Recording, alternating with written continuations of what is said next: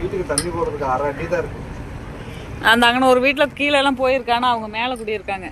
அந்த செவுரு நனைஞ்சு காஞ்சிருக்கும்ல, அந்த மாதிரி இருக்கு.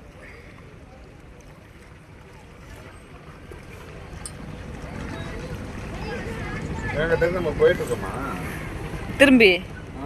கஷ்டமா இருக்கு. மணி 5 ஆயிடுச்சு, இன்னும் 1 மணி நேரத்தில் போகணும்ல. அப்புறம் பீச்சா? ஆமா.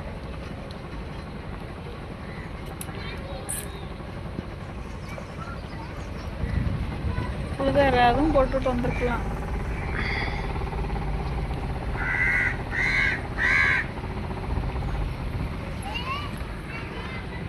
போன் பத்திரமா? அவ்வளோதான், வீடியோ முடியுது. அதான்